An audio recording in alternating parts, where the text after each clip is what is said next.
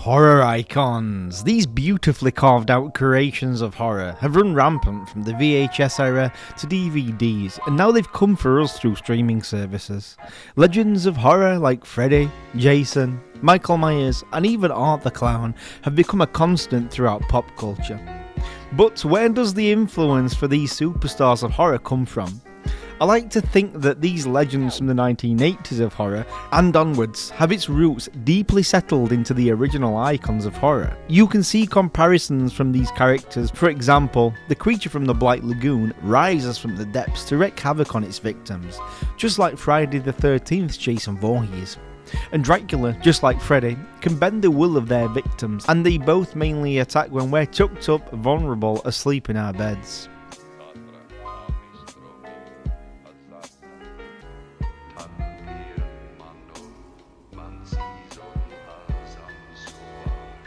There's plenty of links to be found when it comes to different eras of horror.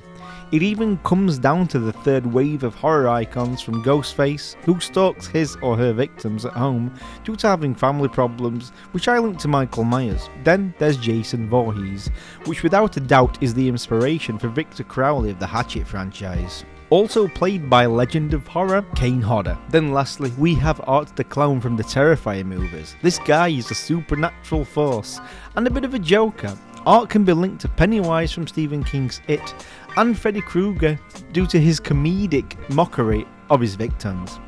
Terrifier 3 is literally Extreme Warriors of its franchise. Art is way more comedic, and he even has his own music video from Ice Nine Kills. Check it out, it's awesome.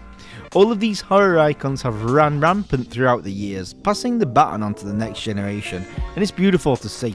So with that being said, I want to talk about one of the originals and give it its flowers. Let's discuss 1931's Frankenstein.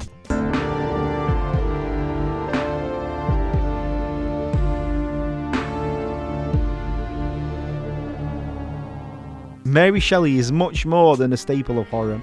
Her work continues to scare and inspire even today. However, did Mary Shelley's Frankenstein story of becoming a god transfer to the screen and become a global win for horror and inspire writers and filmmakers for almost 100 years? You bet it did.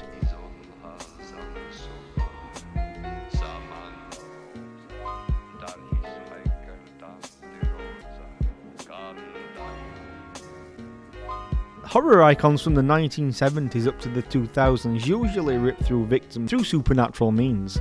Art the Clown is seemingly invincible. Jason Voorhees is a walking corpse controlled by this hideous looking thing, and Freddy Krueger is a dream demon that hunts you in your sleep.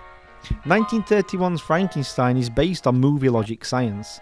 The question of, what if man could become a god, brings up more questions like, if you can, does it mean that you should? Will it drive a person crazy and make them so blinded by their own ego that creating life ultimately comes to the destruction of life's creator? Speaking of Frankenstein's monster, his creator, Henry Frankenstein, who is perfectly played by Colin Clive, does all of the above. He's a man of science, driven mad through his obsession with creating life.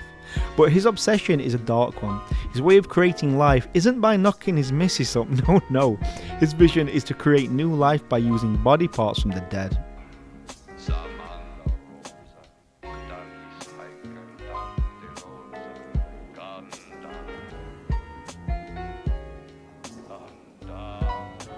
The wonder of what movie logic science can create is one of my favourite things that appeals to me about this movie.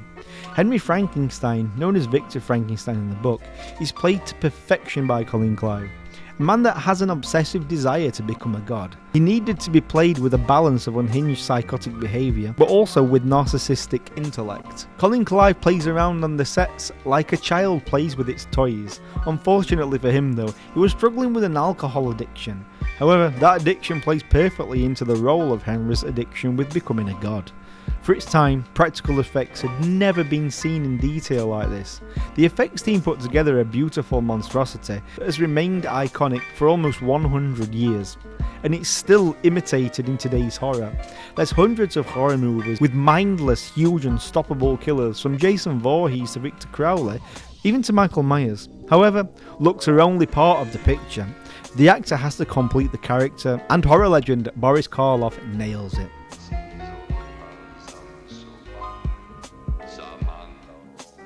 Frankenstein's monster is a very complex character that has a childlike innocence to the world that he's in. He doesn't know the difference between right and wrong. Some of his acts are evil, however he has no idea that his actions are seen as that. He sees the world as a cruel place. He's treated terribly since his creation. He gets chained up and tormented with fire. Frankenstein is born into the world scared and tormented. He's sadly judged on his looks. He even unsubscribes a child from life, but he has no idea that the deed he's done is a bad one. Frankenstein is a sad movie about how people treat others if they're different, be that through how they look or due to their mental capacity. It's a story about mob mentality, and it questions the ramifications of unnaturally creating life. If you can, does it mean that you should?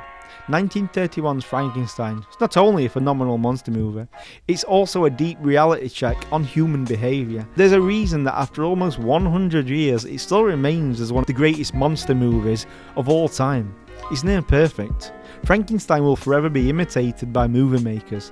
It's a piece of cinematic art that will forever give back to its craft, and that's many reasons as to why you should check this out and have it in your collection.